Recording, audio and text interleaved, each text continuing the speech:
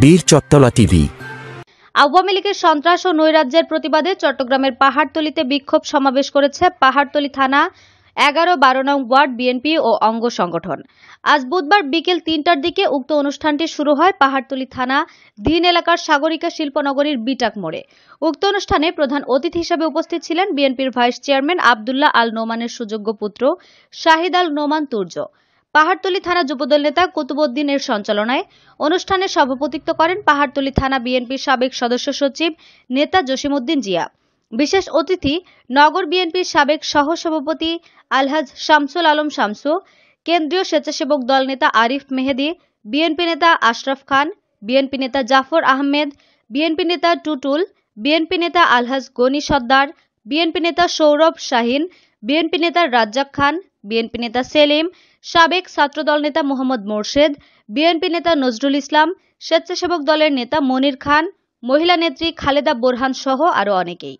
প্রধান অতিথির বক্তব্যে সাইদ আল নোমান তুর্য মহানগরের সংগ্রামী নেতা জনাব জসিমউদ্দিন জিয়া যে বক্তব্য দিলেন, আমার বক্তব্য শোনার জন্য সবাই অধীর আগ্রহে বসে থাকে বা উন্মুখ হয়ে থাকে। এটা বলার পরে আর বক্তব্য দেবার সাহস কি থাকে বলুন? কেননা প্রতিটি বক্তব্যই যদি মানুষকে তাড়িত করবার জন্য অথবা মানুষের সাথে থাকা সাধারণ মানুষের, এই যে এখানে আশেপাশে কতগুলো দোকান আছে, এই যে পথচারী এখান দিয়ে হেঁটে যাচ্ছে, তাদের দিকটা আপনাদের দেখতে হবে, তাহলেই রাজনীতি হবে।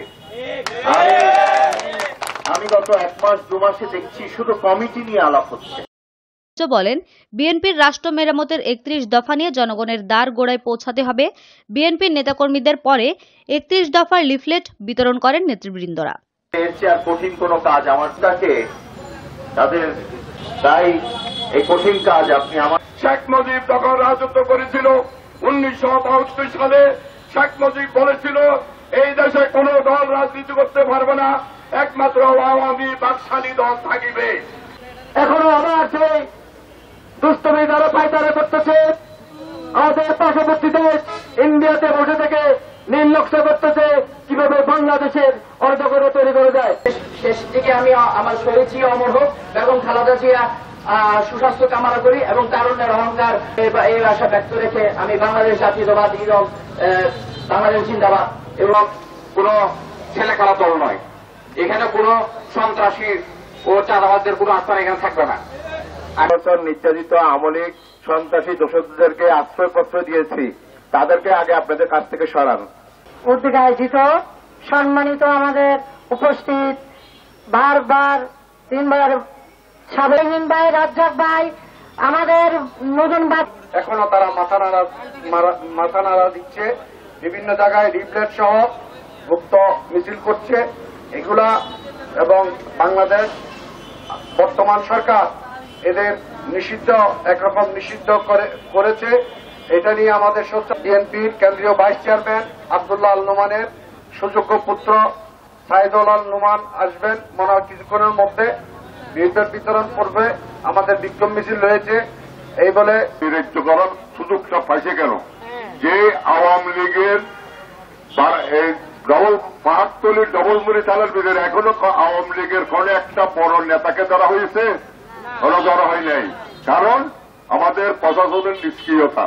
তারাই তো করে বসে বসি যে কিছু 2-1 জনের ছাত্রলীগের ছেলেমেয়েকে দিয়ে টোকাই দিয়ে রেপ ব্যাগ বিক্রি করতেছে, মিছিল করতেছে, সেটা আমাদের প্রশাসনকে দেখতে হবে। 2 নম্বরে আমাদের এখন স্লোগানটা হবে কি, আমরা 75-15 আগস্টের পরে একটা স্লোগান, এই কথাটা বলে নাই, এখন তারা ইস্কনে পরিণত হয়েছে। এই ইস্কনের সাথে যোগ দিয়েছে আমাদেরও কিছু পড়াশোনার বাইরা। আমি দৃষ্টি আকর্ষণ করছি পড়াশোনার বাইদেরকে, আপনারা ওদের সাথে জড়িত হবেন না, আপনারা আমাদের সাথে থাকবেন, সতর্ক থাকবেন। ভবিষ্যতে যদি ওদের সাথে যদি আমাদের ইস্কনের লোকদেরকে যদি আপনারা না ধরেন। ভালো লেগেছে বলতে হয়। কাউয়া কাদের বলেছিল যদি কখনো গভর্নমেন্ট চেঞ্জ হয় একদিনে 1 লক্ষ লাশ পড়বে, সেই জিনিসটা উনি তুলে ধরেছেন। আজকে আপনারা দেখেন বিএনপির কোন নেতাকর্মী কারো বাসায় গিয়ে হামলা মামলা ভাঙচুর করে নাই। আমরা কাজ করেছি এলাকার উন্নয়ন করেছি, দেশের কাজ করেছি, মানুষের সেবা করেছি, আপনারা দেখেছেন। কিন্তু আজকে 2024 সালে আমাদের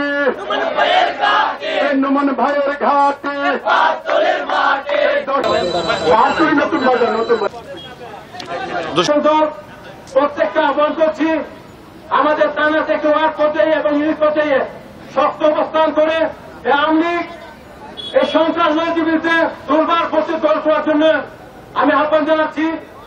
এবং আমাদের যারা দলীয় মধ্যে আছে, বিএনপির নামদারিত কিছু মানুষ, আমি নাম বলছি না তাদের, আপনারা ভালো করে চেনেন, আমাদেরকে জানেন, আমাদের সীমা ছাড়িয়ে যায় না। বীর চত্তলা টিভি।